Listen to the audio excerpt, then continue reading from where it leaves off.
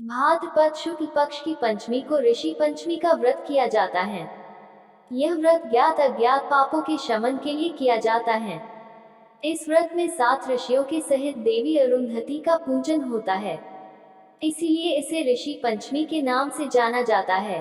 व्रत विधि। इस दिन व्रत करने वाले को चाहिए कि वह प्रातः काल से मध्याह्न के समय किसी नदी या तालाब पर जाए, वहां अपमार्ग चीर चिड़ा के दातून करे, मिट्टी लगाकर स्नान करे। इसके बाद पंचगव्य दूध, दही, घी, गोबर, गोमूत्र ले।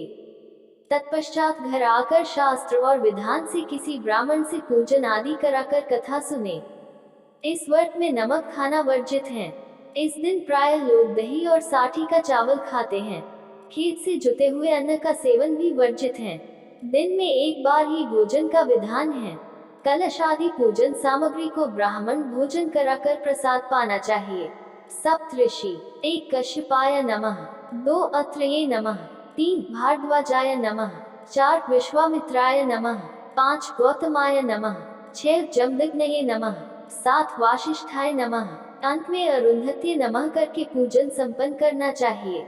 कथा शास्त्रानुसार राजा सिताश्व ने ब्रह्मा जी से पूछा, हे देव देवेश, मैंने आपके मुख से बहुत से व्रत सुने।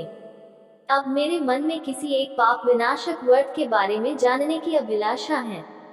कृपा करके आप उस व्रत को कहे। ब्रह्मा जी ने कहा, राजन, मैं उस व्रत को कहता हूँ जो समस्त पापों का विनाशक है। राजन, उस व्रत का नाम ऋषि पंचमी व्रत है। इसी प्रसंग में महात्मा लोग पुरानी बात कहा करते हैं कि विदर्भ देश की राजधानी में उत्तम नामक एक ब्राह्मण रहता था। उसकी सुशीला नाम की भार्या पत्नी थी। वह पति सेवा में पारायण थी। सुशीला के गर्भ से 2 संतानें उत्पन्न हुई, एक पुत्र और दूसरी पुत्री थी। पुत्र सर्वगुण संपन्न था। उसने वेद धर्म आदि का अच्छा अध्ययन किया था। उत्तम ब्राह्मण ने अपनी कन्या का विवाह अच्छे कुल में कर दिया, पर हे राजन, प्रारब्ध योग से वह कन्या विधवा हो गई। पतिव्रता धर्म का पालन करते हुए वह कन्या अपने पिता के घर आकर समय व्यतीत करने लगी। उत्तम ब्राह्मण इस दैख से दुखी हो अपने पुत्र को घर पर छोड़ अपने पत्नी तथा पुत्री के साथ गंगा जी के तट पर जाकर निवास करने लगा। वहां जाकर अपने शिष्यों को वेद और अध्ययन कराने लगा। वह लड़की अपने पिता की सेवा शुश्रूषा करने लगी। एक दिन वह लड़की अपने पिता की सेवा करते दो थक गई और तब वह एक पत्थर पर जाकर सो गई। शयन करते ही उसके शरीर में कीड़े लग गए और सारा शरीर कृमि में हो गया। गुरु पुत्री की ऐसी दशा देखकर एक शिष्य बहुत ही दुखी होकर गुरु पत्नी के पास जाकर निवेदन कर कहा, हे माते, हम कुछ नहीं जानते, आपके उस सच्चरित्र वाली आपकी पुत्री को क्या हो गया है? उनकी ऐसी दशा क्यों कर हो गई है? आज उनका शरीर दिखाई नहीं देता, मात्र कृमियां ही कृमियां दिखाई दे रही हैं। माँ को ये वचन वज्राघात से लगे। माँ तुरंत अपनी पुत्री के समीप गई। पुत्री की ऐसी अवस्था को देखकर विलाप करने लगी। छाती पर हाथ पीटती हुई पृथ्वी पर गिर पड़ी और मूर्छित हो गई। कुछ देर बाद होश आया तो अपनी पुत्री को आंचल से पोंछती हुई अपने कंधे का सहारा देती हुई उसके पिता के पास ले आई और बोली, हे स्वामी, देखिए, यह अर्धरात्रि का समय है और यह सो रही थी। सोते समय इसके शरीर में कीड़े पड़ गए। ब्राह्मण समाधिस्थ हो उस लड़की के पूर्व जन्म के पापों को देखकर बोले, हे प्रिय, यह पूर्व जन्म में ब्राह्मणी थी। उस जन्म में रजस्वला होकर भोजन आदि के पात्रों को स्पर्श आदि का विचार नहीं किया, सभी को हाथ लगा दिया। उसी पाप कर्मन के कारण इसका शरीर कीड़ों से ढक गया है। हे प्रिय, रजस्वला के समय स्त्री पापिन होती है। पहले दिन चांडालिनी, दूसरे दिन ब्रह्मघातिनी, तीसरे दिन धोबिन, चौथे दिन शुद्ध होती है। उसी जन्म में अपने सखियों के दर्शन से ऋषि पंचमी व्रत को देखकर भी उसका अपमान कर दिया था। दर्शन के प्रभाव वश इसे पुनः ब्राह्मण कुल में जन्म मिला है। सुशीला ने कहा, हे स्वामी, ऐसे प्रभावी व्रत को हमें भी बताए, जिसके करने से महान पुण्य की प्राप्ति होती है।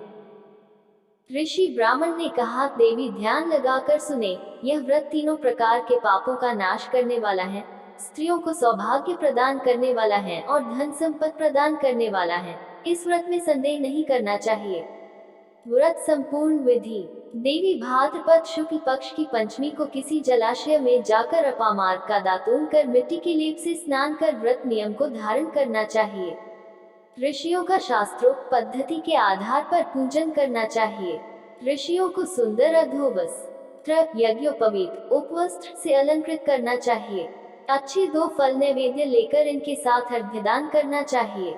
उस समय सप्त ऋषियों 1 कश्यपाय नमः, 2 अत्रेय नमः, 3 भारद्वाजाय नमः, 4 विश्वामित्राय नमः, 5 गौतमाय नमः, 6 जमदग्नये नमः, 7 वासिष्ठाय नमः को नमस्कार कर अर्घ्य दान कर बोले, हे ऋषिगण कृपया मेरा अर्घ्य दान स्वीकार करें और प्रसन्न हो। अंत में अरुंधत्य नमः करके पूजन संपन्न करना चाहिए।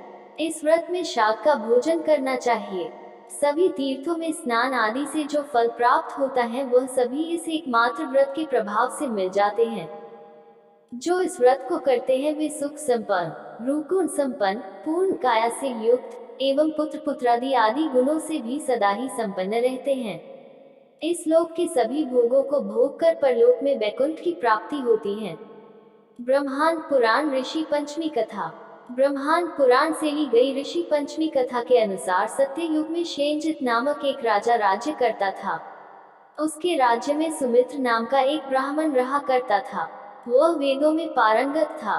वह ब्राह्मण खेती द्वारा जीवन निर्वाह व परिवार का भरण पोषण करता था। उसकी पत्नी जयश्री सती साध्वी थी। वह खेती के कार्यों में भी अपने पति का सहयोग करती थी। एक बार रजस्वला अवस्था में अनजाने में उसने घर का सब कार्य किया और पति का स्पर्श भी कर लिया। देवयोग से पति तथा पत्नी का शरीर अंत एक साथ हो गया। रजस्वला अवस्था में स्पर्श आदि का विचार न करने से स्त्री कुतिया और पति ने बैल की योनि प्राप्त की, परंतु पूर्व जन्म में किए गए धार्मिक कर्मों के कारण पूर्व जन्म की स्मृति उन्हें बनी रही। संयोगवश इस जन्म में भी अपने ही घर में साथ 2 अपने पुत्र और पुत्र वधू के साथ रह रहे थे। ब्राह्मण के पुत्र का नाम सुमति था। वह भी पिता की भांति वेदों का विद्वान था। पितृपक्ष में उसने अपने माता पिता के श्राद्ध के उद्देश्य से पत्नी से कहकर खीर बनवाए और ब्राह्मणों को निमंत्रण दिया। उधर एक सर्प ने आकर उस खीर को विषाक्त कर दिया। कुतिया बनी ब्राह्मणी सब देख रही थी। उसने सोचा यदि इस खीर को ब्राह्मण खाएंगे तो मर जाएंगे और सुमति को पाप लगेगा। ऐसा विचार कर सुमति की पत्नी बहुत क्रोधित हुई और चूल्हे से जलती हुई लकड़ी निकालकर उसकी पिटाई कर दी। उस दिन उसने कुतिया को भोजन भी नहीं दिया। रात्रि में कुतिया ने बैल से सारी घटना बताई। बैल ने कहा, आज तो मुझे भी कुछ खाने को नहीं दिया, जबकि सारे दिन मुझसे खेतों पर काम लिया। सुमति हम दोनों के ही उद्देश्य से श्राद्ध कर रहा है और हमें ही भूखों मार रहा है। इस तरह से हम लोगों के भूखे रह जाने से तो इनका श्राद्ध करना व्यर्थ हो जाएगा। सुमति द्वार पर बैठा इन दोनों की वार्तालाप सुन रहा था। उसे पशुओं की बोली भली भांति आती थी। उसने जब ये बातें सुनी तो उसे बहुत दुख हुआ कि मेरे माता पिता इस निष्कृष्ट योनि में जन्मे हैं। वह दौड़ता हुआ एक ऋषि के पास पहुंचा और सारा वृतांत सुनाकर अपने माता पिता के इस योनि में पड़ने का कारण और मुक्ति का उपाय पूछा। ऋषि ने ध्यान और योग बल से सारा वृतांत जान लिया। ऋषि ने सुमति से कहा, तुम भाद्र शुक्ल पंचमी का व्रत करो। उस व्रत के प्रभाव से तुम्हारे माता पिता को अवश्य मुक्ति मिल जाएगी। माता पिता भक्त सुमति ने ऋषि पंचमी का व्रत किया, जिसके प्रभाव से उसके माता पिता को पशु योनि से मुक्ति मिल गई। यह व्रत शरीर के अशुद्ध अवस्था में किए गए स्पर्शास्पर्श तथा अन्य पापों के प्रायश्चित के रूप में किया